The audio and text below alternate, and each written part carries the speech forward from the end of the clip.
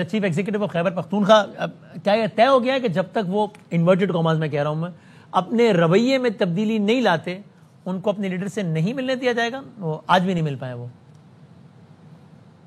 देखिए, ये वजीर आला का क्या राइट है कि एक कन्विक्टेड क्रिमिनल को मिलने का, एक बंदा जिसके खिलाफ एक कन्विक्शन मौजूद है, सजा याफ्ता शख्स है, तो इस मुल्क में क्या न्याजी लॉ राइज है कि इन्होंने मिलना ही मिलना है? ये आइन में लिखा है, कानून में लिखा है, कहां राइट है इस बंदे का?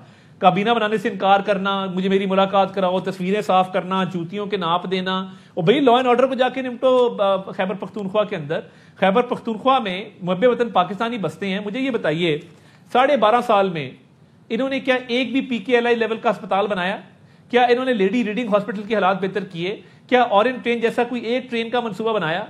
क्या इन्होंने दानिश स्कूल जैसे कोई एक स्कूल बनाए? क्या इन्होंने लैपटॉप का वहां पे इजरा किया? ये तो देखे ना, ये तो बहुत अच्छा है व्यूज के लिए और टिकटॉक्स के लिए और लाइक्स के लिए। आप प्लेट तो गैलरी करें, इश्के फलाह में मारा जाऊंगा। भाई इश्के पाकिस्तान सबसे आगे है। जिस दिन आप पॉलिटिकल लीडर या पॉलिटिकल पार्टी को पाकिस्तान से बड़ा समझेंगे तो फिर आपका कोई राइट नहीं है किसी ओहदे पे बरकरार रहने का।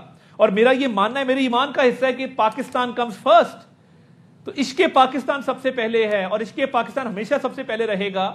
ये जो ड्रामे करना और एक गिमिक्स करना, स्टंट्स करना, ये बड़े अच्छे लगते हैं सोशल मीडिया के ऊपर, मगर ऑन ग्राउंड सिचुएशन जाके देखें। आप स्कूल, कॉलेज, अस्पताल, यूनिवर्सिटियां बना नहीं सके 12.5 साल में, और दहशतगर्दी को आपने बल्कि प्रमोट किया।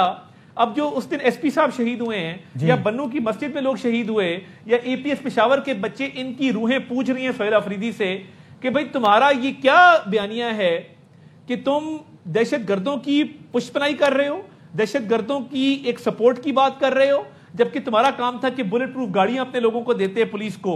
तुम्हारा काम था काउंटर टेररिज्म की स्ट्रैटेजी बनाते। आते ही पूछते कि सेफ सिटी पेशावर मुकम्मल हुआ कि नहीं हुआ। आते ही पूछते कि काउंटर टेररिज्म डिपार्टमेंट की ट्रेनिंग हुई कि नहीं हुई। आते ही पूछते कि फोरेंसिक लैब बना कि नहीं बना।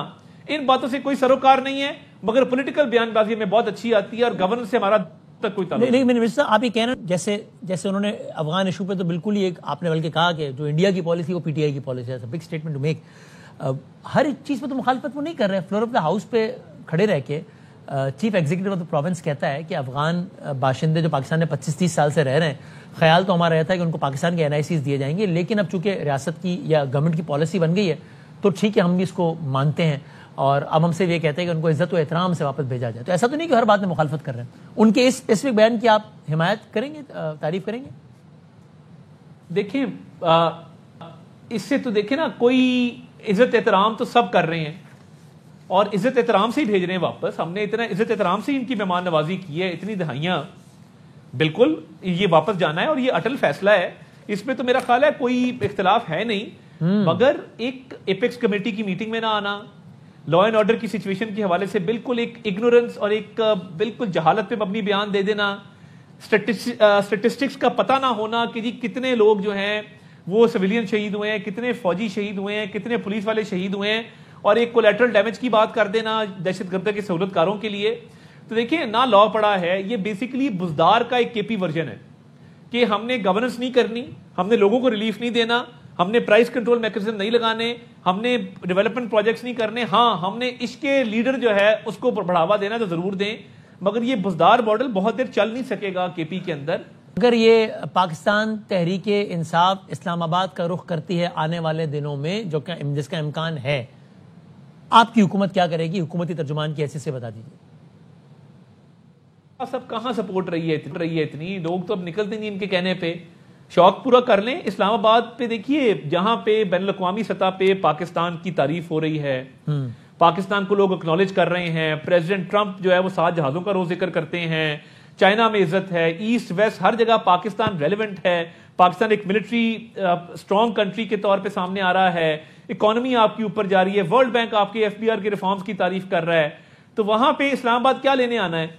इस्लामाबाद किसी को इजाजत नहीं है आके सीज करने की। यहाँ पे बिल्कुल एक अमन अमान चल रहा है, सुकून चल रहा है।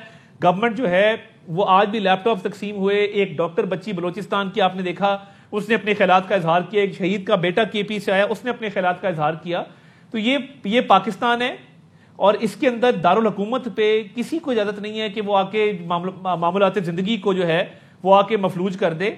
तो जो करना अपने सूबे के अंदर करें, आराम से करें, मगर केपी के अवाम भी एक दिन इनका गिरबान पकड़ेंगे कि तुमने अवाम के लिए क्या किया। करना है अपने सूबे में करें, इस्लामाबाद आने की इजाजत नहीं होगी, है तो पॉलिसी स्टेटमेंट लग रहा है। बिल्कुल ठीक है सर। अब आखिरी 2 सवाल, चूंकि मैंने अपनी अगले जो मेहमान है उनसे ये इसी रब बन जाएगा मेरा। गजा में अमन फोर्सेस का हिस्सा बनने का फैसला हो गया है क्या? ऐसी कोई मालूमात मेरे तक अभी तक नहीं आई हैं और बहुत कबल अज़ वक्त होगा इस पे कमेंट करना। अभी फिलहाल मेरे पास इस हवाले से कोई मालूमात आपको देने के लिए नहीं है।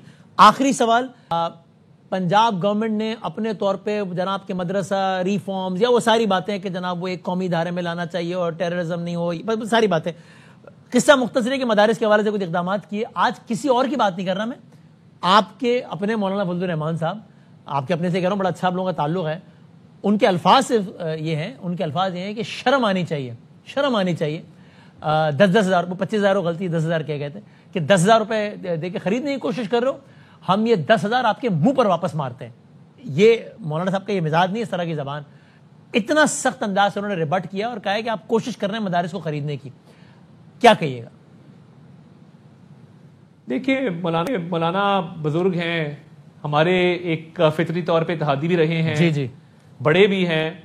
अब मेरी तो उनसे इल्तिजा होगी कि रवैये में नरमी और शाइस्तगी लानी चाहिए और ये बात करने के और 100 तरीके हैं और ये बात और तरीके से भी की जा सकती है। सही है। हम उनका अदब एहतराम करते हैं और सियासत के अंदर रवादारी और वज़ादारी को मौलाना ने बहुत फरोग दिया है। तो मौलाना को अपनी ही कायम की हुई रिवायात जिसमें वज़ादारी और रवादारी उनके लिए हमेशा सरे फहरिस्त रहा है, सही है, उसमें उनको ज़बान की नरमी और लहजे की शाइस्तगी को कतन नहीं छोड़ना चाहिए और उसको बरकरार रखना चाहिए। बाकी इख्तलाफात हर जगह होते हैं, सही है, मगर मैं समझता हूं कि इख्तलाफ भी जो है वो इज्जत, तकरीम और तहजीब व तमद्दन के दायरे के अंदर होना चाहिए। क्या बात, ठीक, बहुत शुक्रिया, thank you very much sir for your time. जनाब अता तारड़ साहब हमें कई अहम उमूर पर हुकूमत की पॉलिसी और सारी सूरत हाल बता रहे थे, मैं बहुत शुक्रगुजार हूँ।